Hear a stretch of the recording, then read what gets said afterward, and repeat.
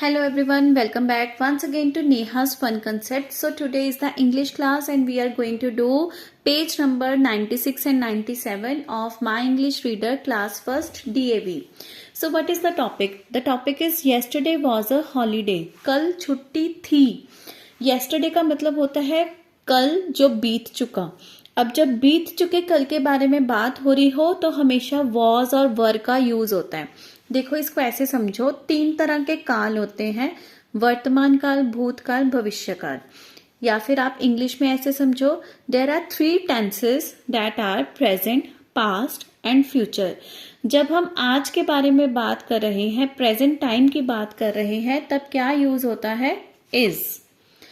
और जब हम पास्ट के बारे में बात कर रहे होते हैं, बीते हुए कल के बारे में बात कर रहे होते हैं, तब इज कन्वर्ट होके हो जाता है was या फिर were.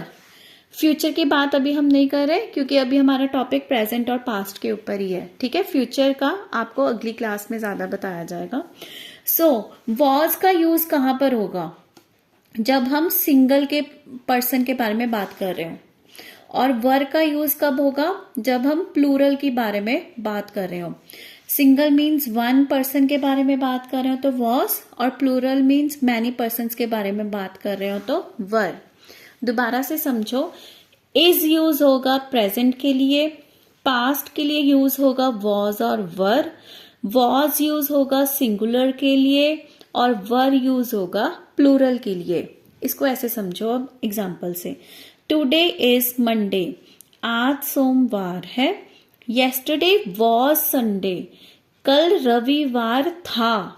was और were का क्या मतलब होता है? था या थे, था या फिर थे. इसका मतलब होता है. ठीक है, आगे देखो.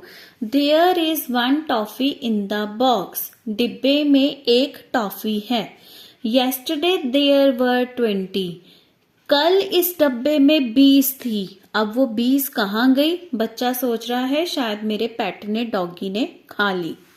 ठीक है, अब यहाँ पर देयर आया है, देयर वर 20. वर क्यों आया है? क्योंकि ज्यादा टॉफीज की बात हो रही है कि कल तो 20 टॉफीज थी, तो इसलिए वर को यूज किया गया.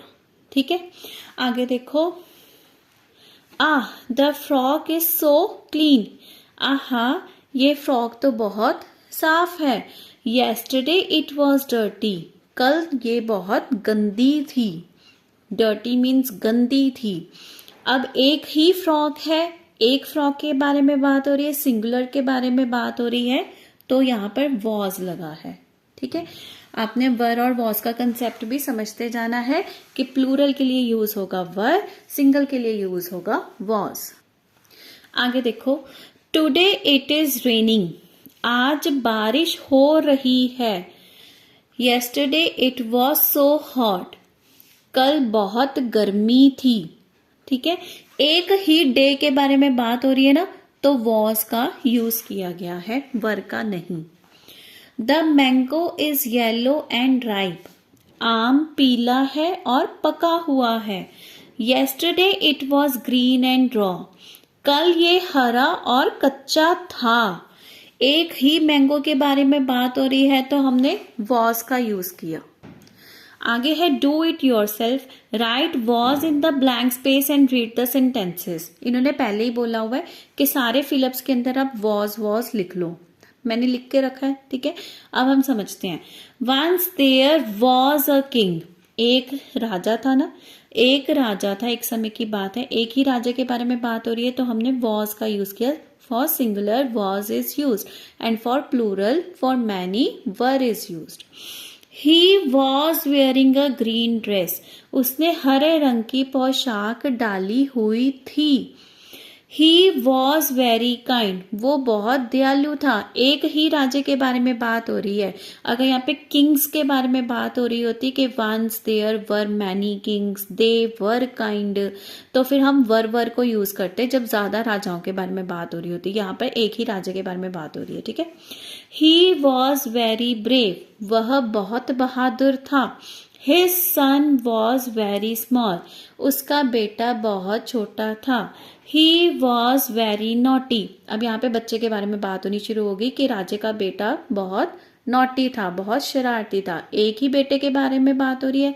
सन लिखे, सन्स तो नहीं ना लिखा. एक ही बेटे के बारे में बात हो रही है तो वॉज का यूज हुआ है. See how is he looking today. देखो आज वो कैसा लग रहा है. ठीक है. अब टुडे के बारे में बात हो रही है तो यहाँ पर उन्होंने इज को यूज करके दिखाया. तो कहने का मतलब जब टुडे के बारे में बात हो रही हो तो लगेगा इज, और जब येस्टरडे के बारे में बात हो रही हो, जो बीत गया है कल, उसके बारे में बात हो रही हो तो यूज होगा वॉज या फिर वर.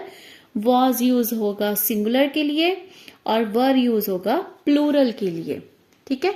अभी आपने बस इतना ही समझना है. फ्यूचर टेंस अभी हम नहीं करेंगे, प्रेजेंट और पास्ट के बारे में ही हमने पढ़ना है. So kids keep revising. ये कंसेप्ट भी आपको क्लियर हो जाना चाहिए. हम मिलेंगे जल्दी ही आपसे जल्दी नेक्स्ट वीडियो में. तब तक के लिए खुश रहिए, पढ़ते रहिए. Happy learning.